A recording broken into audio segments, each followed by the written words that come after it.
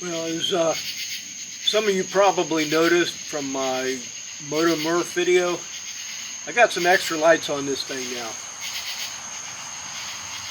Went ahead and bought a set of Clearwaters. In my opinion, Clearwaters are the best off-road lights out there for motorcycles. I am kind of biased, but see plenty of those at the Iron Bud rally, and they only buy stuff that works. Clearwater's now making Pan Am specific sets. They got 2 light sets, 4 light sets, they have hybrid sets, and I'm going to show you the lights that I got. This is about a mid-range 4 light set. They make more powerful sets for the Pan Am, and if you're willing to do a little bit of custom wiring like my friend Don did, you can actually get a big step up from these. But then you need to put a black box in there to make sure it doesn't eat up all your electricity. Now, what I'm running is considered a hybrid setup. What that is lights up here. Instead of running a matched pair of driving lights or a matched pair of fog lights, I have mine set up to run one of each. I got one driving light, which is a nice narrow beam, and I got one fog light that spreads out wide so it'll show the edges of the road on both sides when you're running down back roads. Also have a pair of Darlas down here. I'll get to those later. Those are also spotlights, straight and narrow. Okay, now these lights are pretty powerful, and if you're running them full power, they're strictly off-road lights. You can run them off-road, you run them on abandoned roads, you don't want to run them into oncoming traffic. They are dimmable though. If you run them all the way down like I normally do at 10%, you can run them on the streets. Okay, the Krista, this thing over here, that's the fog light. That one puts out at full power about 3,000 lumens. One on the other side is the Erica. That thing puts out 6,000 lumens. And that's a nice narrow spot that'll reach way out there. The Darlas down here, these things put out 2,400 lumens apiece. And those are also real narrow ones. So if you're running them full power in traffic, people are out there, you're not only going to be causing problems, causing people to get pissed off, but you're going to be far enough out there that you're very well going to get a ticket. So you don't run these things full power on the street.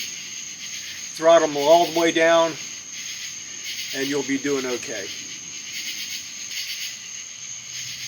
There's one more reason you're not really going to want to run these full power all the time. These things draw a lot of power. Now they're really efficient for what they are, but you can't put out that much light without using a whole lot of electricity. If all 4 of these are running at 100%, you're going to be drawing just under 145 watts. That's roughly half of the electricity the alternator is putting out at idle.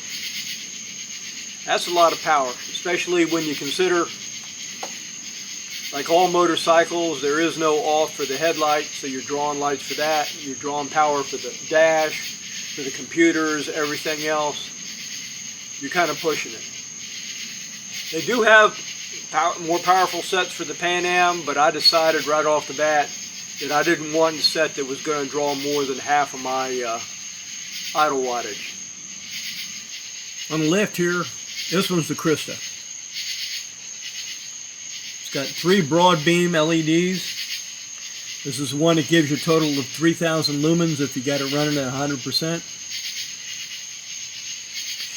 I was a bit worried sitting back like it is that this was going to mess up the pattern, but actually it doesn't seem to hurt the pattern that much at all. Still got a pretty good view with it. Over here on the right side, I got the Erica. This one's the one that has 5 narrow beam LEDs. It reaches way out there. This one puts out a total of about 6,000 lumens if you got it set all the way at 100%. Now down here on the forks is a pair of Darlas. These things put out about 2,400 lumens each. See, they got the 3 little LEDs in there. These are spot. They also have the advantage of turning from side to side, so if you're stopped, you want to sweep back and forth to see what's out there, it helps you there. I've heard these things called a couple of different things. I've heard them called, in addition to driving lights and visibility lights, heard them called snake lights and elk lights. Kind of like the elk light one. They're just about the right size to pick up the eyes of an elk and reflect it back at you.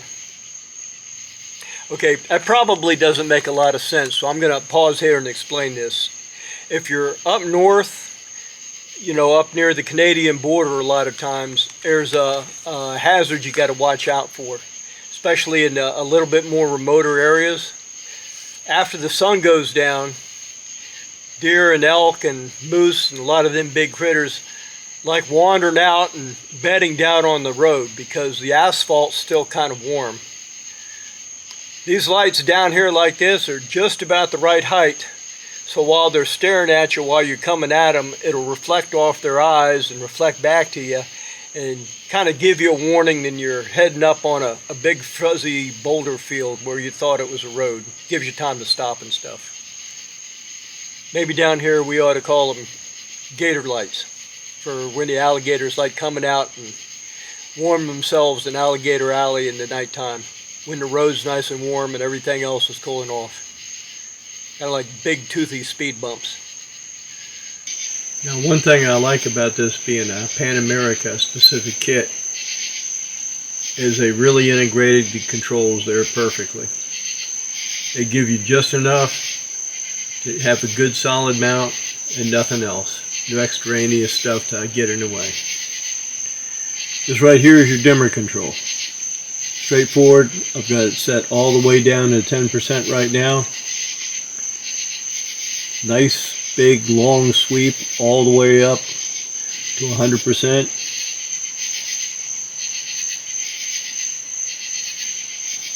Good firm, feels like a professional kit like it should. I like it because there's a big sweep to it. That way you can dial it in exactly where you want. You don't wind up with the short sweep where you go straight from 10% to 100% and you're lucky if you can find 50. This, you can set it exactly where you need it. And here on the left side, you got an on-off switch for the Darlas. Simple, push it, they turn on, a little blue light comes on around it. Push it again, it turns the Darlas off. When you're riding in the street, go ahead and leave the Darlas on. They make the bike look really strange, and it tends to make people pay more attention to you. They're more likely to see you. Now, that doesn't necessarily mean anything. I mean, today all it meant was a lady in a Mercedes-Benz stared at me slack-jawed as she turned left directly in front of me, but she saw me. Well, that's it for the lights.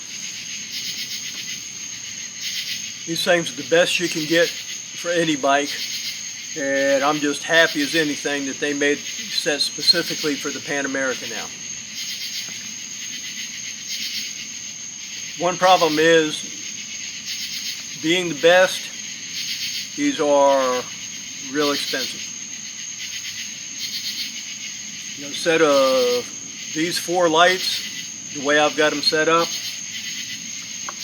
aluminum plates to mount the bottom lights, plastic covers for all 4 of them, shipping, tax, all said and done, you're looking at about $1,500. I've owned motorcycles that haven't cost that much. But long distance endurance rallying is an expensive sport. You're going to do it, you're going to wind up paying. I'm getting the best there is because there's a lot of hazards out there. That's all for now. Catch y'all later and be safe out there.